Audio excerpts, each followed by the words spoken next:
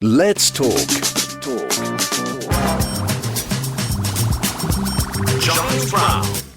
We're going over to, I think I can safely call him a friend of the show, because one of the things about doing my job is you get to talk to extraordinary people from all around the world, and people who make you stop and go, you know, you have to doff your cap, and I'm doing that right now. And if things go well, you become kind of friends with them, though you haven't actually sort of met them in real life. And I'm delighted to say that friend of the show, Tom Mutch, who wrote the two brilliant things. One, Iron Generation is one of them, and of course, Dogs of Mariupol, which we have spoken about several times. He is speaking to us from you at some ridiculous hour in the morning. Tom, how are you doing, my friend?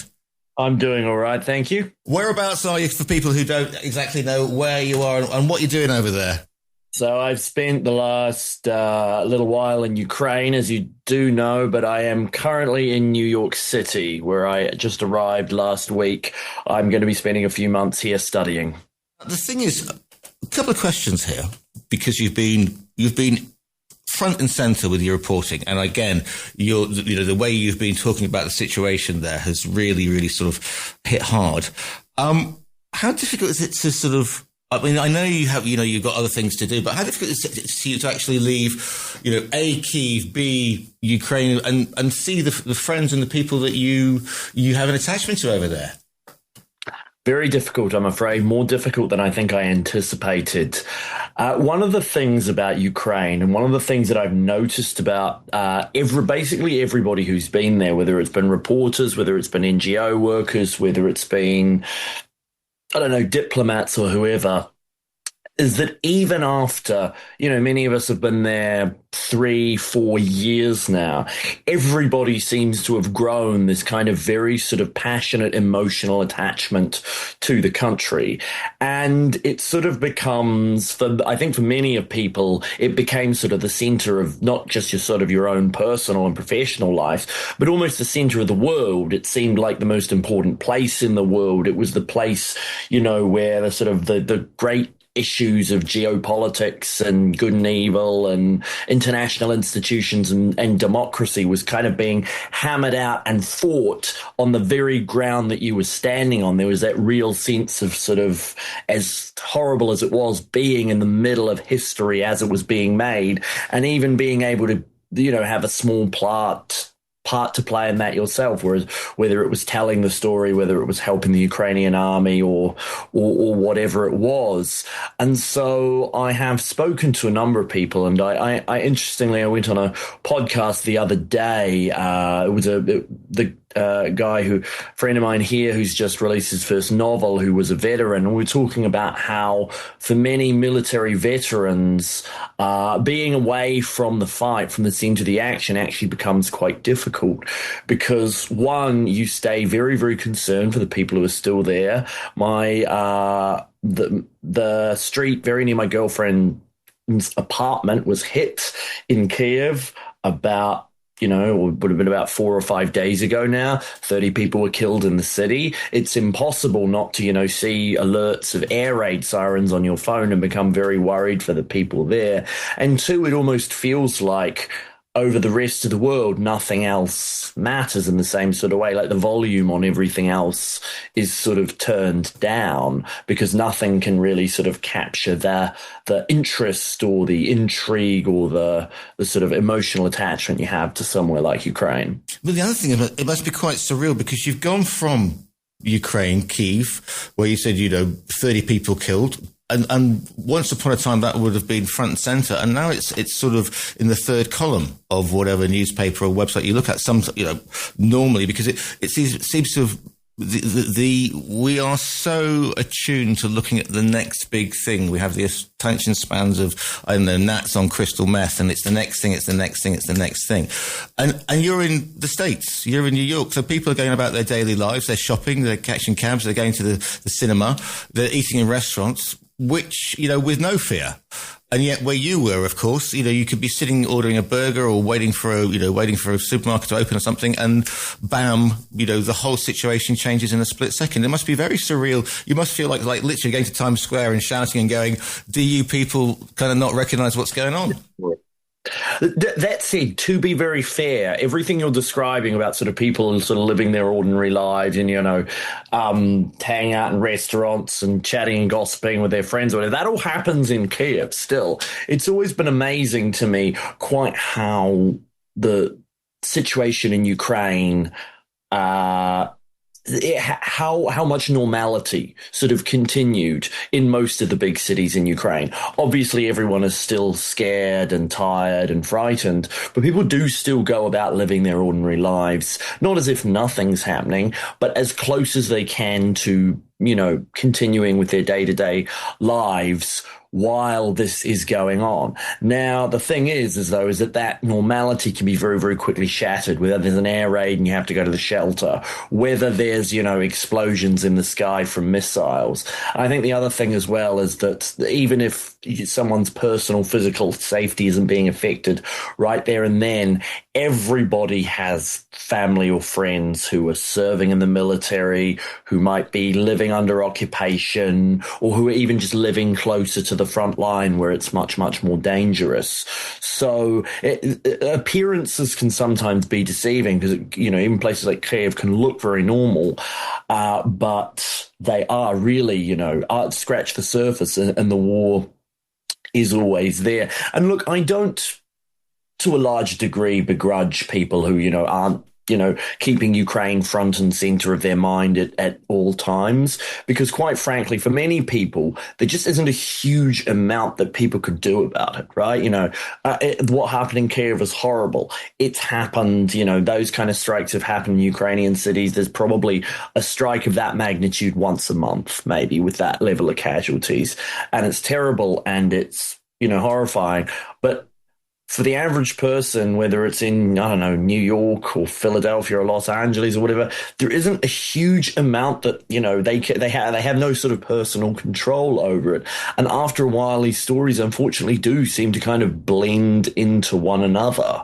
So I guess that's kind of part of when you're there on the ground reporting, it really does seem like the biggest thing going on. But then you realize you get over the world and people have sort of jobs and families and bills and there's other stuff going on in the world as well. A lot of people's attention was taken away by the Middle East. And, that, to be honest, is probably more of a live wire issue here in New York than Ukraine is.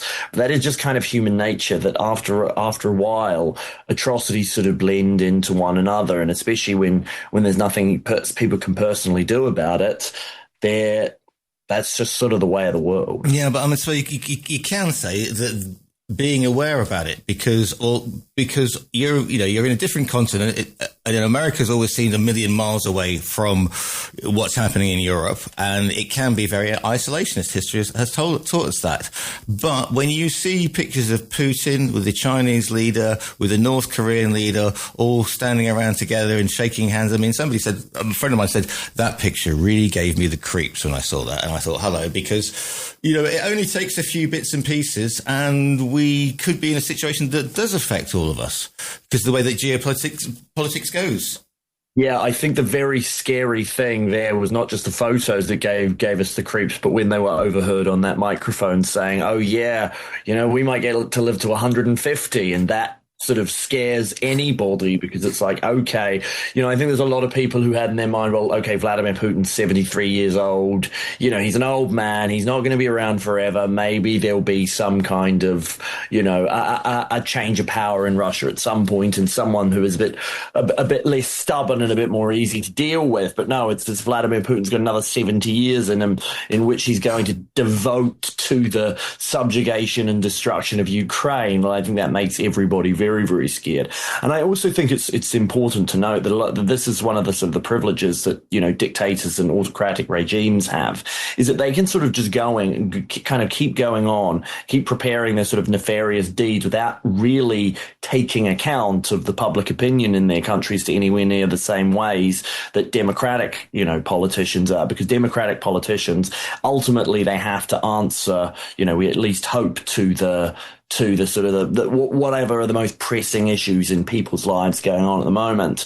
For an autocrat like Vladimir Putin, he can pick an issue like Ukraine, and it can just be the focus of his life, his one obsession, and he doesn't have to care to a huge amount about what the rest of the country thinks or how the rest of the country is faring. And I suppose the other thing is, if you're talking to people over there, they might think, well, what's so wrong with having three centers of power, i.e. Trump gets, if you like, the West, Putin gets, his sphere of influence, and that's a worrying thing as well, because people talk about sphere of influence, so that could be anywhere from sort of basically Belarus to, pick your spot, west to the west. And, we know about the influence that China has both on that part of the world and also increasingly in Africa due to their infrastructure programs and things. So, are people just saying, yeah, well, that's the way of the world, and as long as I don't know if you've spoken to many people over there about the situation there, and they say, well, we've got more things to worry about, like our economy, like Greenland, like people coming over the border.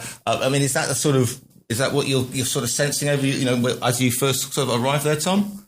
Yeah, very much so. It's very much, I think, a sense among most people that, this is sad, this is terrible, but it isn't necessarily something that is going to directly affect people's lives here. And I think one of the reasons for that is actually, part of it is almost the paradox that Ukraine had so much success at the start of the war, especially. And it sort of, it held the Russians a long way back from, anywhere in Europe that where Article 5 or NATO might come into play, right? If Ukraine had fallen very, very quickly, then I think it's like, okay, well, the next, country, we're now on the Polish border, and there's now a big, Cold War II type crisis going on. The fact that the Ukrainians have basically managed to contain the advance of the Russian army to the east of the country, to the Donbass or wherever, has meant that it gives the feeling that the Russian threat is kind of very, very far away and that somebody else is taking care of it. The answer I have to that is pretty simple, and it actually has a lot to do with the relative strength of the Russian and Ukrainian armies and their sort of military-industrial complexes.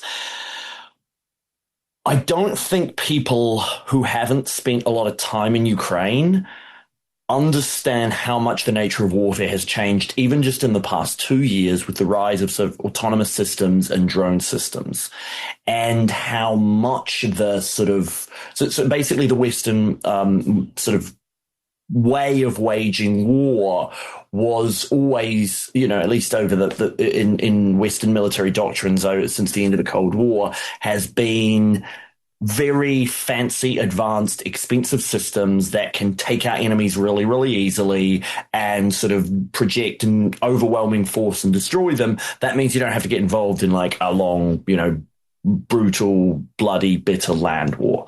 Now, if the Russians took over Ukraine, both the Russian and the Ukrainian armies are the largest armies by far on the European continent. They're the most well-trained armies by far on the European continent.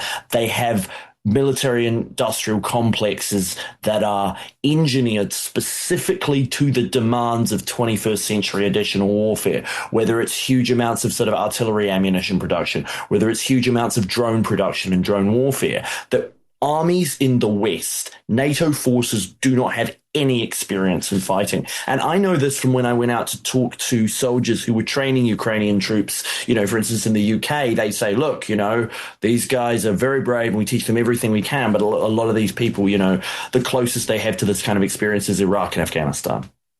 And my sort of nightmare scenario for, Europe or the West or whatever is a Ukraine that's taken over, and then the kind of absolute leviathan of an army that the Russians could potentially control if somehow they managed to subdue Ukraine and sort of combine those two forces into one. I think it would be more or less unstoppable. I think we could be talking about a 3-day military operation to Berlin.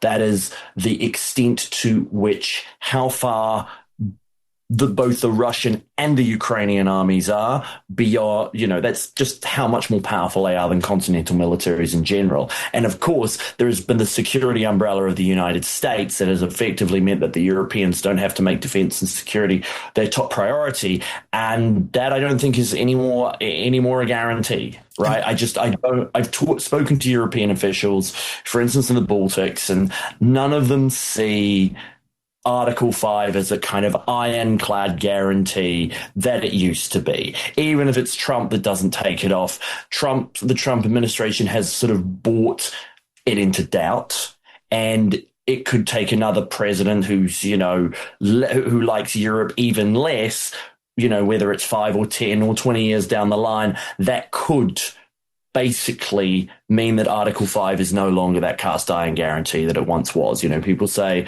in Estonia, for instance, will the US go to war with Russia over a sort of a border town village like Narva or something like that? Yeah, the other thing, of course, is you're talking about massive forces as wars have always been fought. But I was talking to ex-head of the military a couple of weeks ago, and he said the other thing is the fact, think about it, this war has been, everybody's been going, oh, how wonderful the Ukrainians have got these drones and they're using them well. And, they're knocking out super bombers with, things you could buy, your hardware store kind of thing, these $250 drones.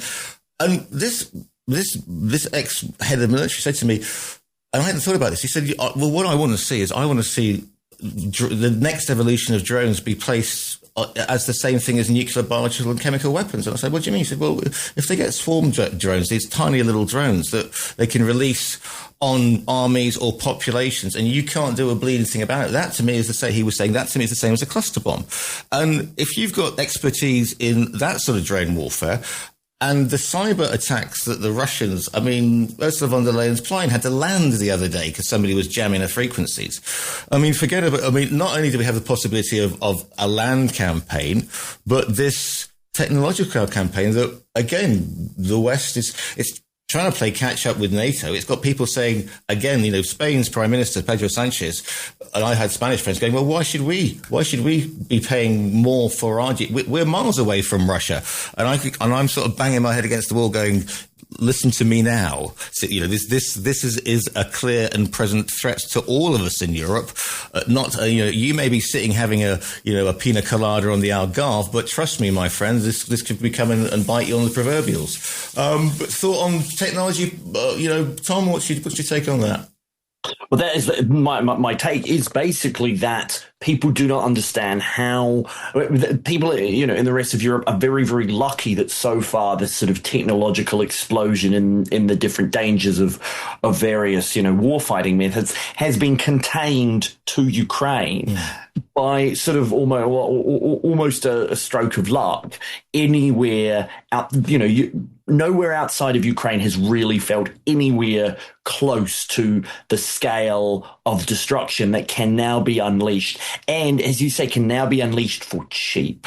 Right? The kind of drones that Ukrainians put together, like I've seen them, they're basically made out of sticks, right? And I say that in kind of with all respect for it. It's, for them, it's a very good thing that these are made out of cheap plastic and sticks because it means that they cost nothing. And it means, the classic thing is you can destroy a tank worth millions of dollars with a few $1,000s worth of hardware. Now, what happens when Western militaries, as you say, have no answer to a threat of a drone swarm, and a drone swarm that can get, because the other thing, right, is drones can carry, or they don't just have to carry warheads. For a more unscrupulous government, they could carry any kind of technological, radiological, biological, chemical hazard or anything like that. And they're just much, much harder to stop, much, much harder to shoot down. I know some people in the West are sort of getting worried, well, we're worried about political assassinations of leaders. What happens, if terrorists decide to use drones, or if, someone decides to assassinate a political leader with the use of a drone? And I think one of the worries a lot of people have is that after the Ukraine war is done, there is going to be so many people, both Ukrainian and Russian, with an extraordinary knowledge of warfighting techniques that people in the West just don't have an idea of how this works yet. You know, it's like it's fascinating now, because if you go down to Kharkiv, you go down to the Donbass, anywhere near the front line on the major supply roads, everything everything's under a big net. Right? Because these nets are seen as the only thing. So, you can drive down 10 kilometers of highway that has basically just got these big nets everywhere. And about, every however many meters or so, there's a guy with a shotgun, because a shotgun is one of the only things that can reliably take down a drone or something like that. It's do we want to get into a situation where the kind of new technological threats are so great that this is the way, people have to live their lives? And it's well, okay, this is now only being seen in eastern Ukraine. But my worry is that what we see in eastern Ukraine is not just going to stay in eastern Ukraine. It is going to expand, and it's going to expand, and it is going to become the future of warfare. And it looks quite bleak and grim indeed. I think people are very, very lucky that we have the Ukrainians there, because if this became something that people in the rest of Europe had to face, I don't know how people would cope very well. And the other thing is, you're going to have some individuals out there, when however this finishes, with a very interesting new skill set that they can hire out to the highest bidder or train. And that goes back to your point about assassinations, terrorist attacks, because anybody who's had a drone hovering over their house in southern Spain will know they are an absolute, listen, we've all tried throwing things at the bleeding drones. What's your experience with, have you checked in with sort of the Ukrainian community over there? I mean, is that going to be one of the things that you do whilst you're over in Spain? Yeah. So they often have they often have events and stuff, and they have fundraisers. And on Ukrainian Independence Day, they had a big show. They had a great pianist there, and everyone like that. I have a bit in my book where I talk about how I found a lot of Ukrainians abroad in some ways feel more worried, more frightened, more unhappy than a lot of the people who remained back home. I've often wondered why that is. And the answers that I came to is that I think Ukrainians abroad, well, okay, for one thing, it can sometimes be slightly different in America, because most of the Ukrainians in Europe, they moved there right after the war started. Ukrainian communities in America, they're sometimes a little bit more deeply entrenched. Their roots of, like a lot of people, for instance, they came over in the 1990s, right? Rather than 2022. Sure. So they might not be as closely connected to events in Ukraine. I think one thing that's interesting is that the Russian Ukrainian communities here are still quite friendly, right? They're absolutely not friendly at all in Western Europe. And I think that's because they've sort of developed their own roots independently. Again, I think there's also a sort of a sense of many of them of helplessness, as it does feel further away than it does for Europeans, and the sense of, what can we do now? Especially as also, I think one thing that is often not realized, that the Ukrainians have actually become a lot more self-sufficient. Ukraine does not quite depend on US and European military assistance and hardware in the way that it did, because so much of its military industrial production is actually now homegrown. The problem is, of course, if you're a young Ukrainian male sitting there, in southern Spain, or you've gone over to somewhere else, sitting in Cyprus or Dubai, do you think there's a possibility of people thinking it's like, well, what did you do in the war, daddy, sort of situation? And those Ukrainians, maybe they don't want to go back. I mean, listen, if the UK was at war and they said, right, you want to go back and spend, you'd have to think long and hard. Because you think, well, because war isn't, and here comes the understatement of the bleeding year, but, war is not fun. It's not a video game. Why would you want to leave your beach club in Marbella to go and get shot at in the Donbass? Yeah, and I sometimes, I think on the last time I was on the program, had a very sort of a judgmental attitude to those guys. I think I would dial that back slightly. I spoke to one Ukrainian guy who's on my course, and he's like, look, if you go back to Ukraine right now as a young man, I am sort of I'm in a more privileged position there. I can go, I can go visit the troops if I want, but I can spend a couple of days there and I can get out and I can leave. And I can leave not just the front line, but I can leave the country, right? If you're a young Ukrainian man, going back to Ukraine is basically signing up to the military and potentially spending years and years of your life there with a good chance that you will come back either not in one piece or not at all, right? And it's also somewhat of a semi-permanent decision because once you cross that border into Ukraine, you can no longer get out. Now, it used to be that you could bribe your way out. Even that is much more difficult, bordering on impossible now than it was, even a year or two ago, because Ukraine is very conscious that it may desperately need some, the young men as sort of a resource pool of manpower for if the war goes any further south than it is. So, perhaps I should dial back from the kind of moral condemnations. But that said, there is going to be a big thing in Ukraine between, those who fought and those who didn't, those who stayed and those who left. And it's the kind of thing that I think weighs on every Ukrainian is how will they be seen in a few years' time when this has all died down? Will people be judging them basically entirely on what they did during the war? Will there be some kind of project where people will just kind of, try and forget about it and move on and have this sort of a kind of general coming together or an amnesty or anything like that? We just don't know. And I think these are some of the interesting philosophical questions to ponder from abroad. Yeah, because I'm sitting in Spain and we have somewhat of a knowledge about, amnesties because of what happened after the Civil War, of course, here. Okay, different because a lot of Republicans had to flee, but, in the 40s, 50s and 60s, we had the Pact of Forgetting. And if you were a young Ukrainian male and rocked up now, almost 3 and a bit years, 3 years, your new command's going, well, why the proverbial were you, when we needed you 2.5 years ago? I mean, they won't say, oh, thank you for coming to us. They'd go like, well, where you been? To be fair, I think they'd be pretty thankful at this point. Okay. I think they'd be like, okay, just take a gun, take a drone, get in that trench, right? On the front line, sometimes they don't have as much time for moralizing as the rest of us do. I think they'd be delighted, but also one of the things is that at this stage, everyone who was going to make the decision to sign up, most of them have already done it by now.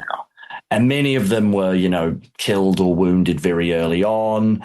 It does mean that Ukraine has a sort of an extraordinary base of knowledge to pull from.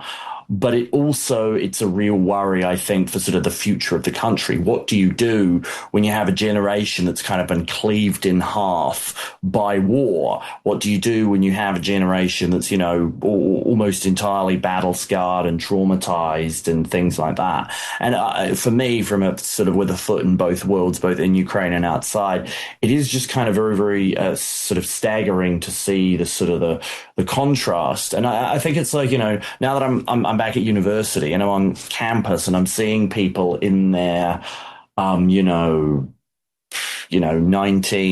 21, 22, in the undergraduate cohort or whatever. And it's just kind of scary because they look just so young and kind of carefree. And I'm like, I know so many people like this who are in Ukraine on the front lines right now, and they come across as just 10, 20 years more older, more cynical, more hard-bitten.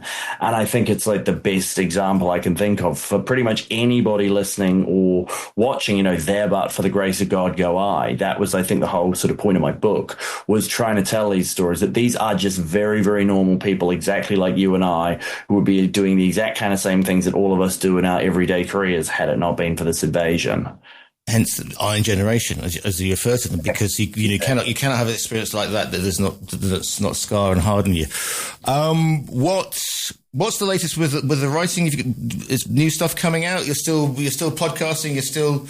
Yeah, so I've got a Substack that I'm working on fairly regularly. And I've got a piece that you might find quite interesting. So one of the things I decided to do was not a general defense, but I wanted to write a little bit about Donald Trump's approach to the war. And there is one thing that he said that I actually think he's right about that hasn't really been Because people are so eager to like dump on Trump in many justifiable ways. Where he said, look, like this is sort of, this is Obama and Biden's problem that they came on. And I'm writing a quite detailed history now of, well, look, the fact is, yes, he's right. From the very start of Ukrainian independence through to 2025 and what's going on now, every US administration has failed to sort of take Ukraine seriously as a country. Every US administration has in some way failed to act as the kind of guarantor of peace and security on the European continent. Examples like George Bush flying to Kiev and saying, you don't become independent, don't become nationalistic, bad things will happen. Bill Clinton signing the Budapest Memorandum and, convincing Ukraine to give up the sort of nuclear stockpiles that it had in return for assurances that turned out to be, nothing but paper. George W. Bush saying, okay, Georgia and Ukraine will become members of NATO, but giving no actual roadmap or no, ability for them to actually get there, which, did kind of have the worst of both worlds because it freaked everyone in Russia out, but didn't actually make Ukraine any closer. Obama doing nothing after the invasion of Crimea and telling the Atlantic, oh, it's not a security concern for us overall. And then, of course, getting closer and the problems, Got 9 seconds, Tom. So people want to follow you because we're getting out of time. Okay, so search me up on Substack, Tom Mutch. Tom Mutch, we're getting out of time, mate. Thanks for your time today.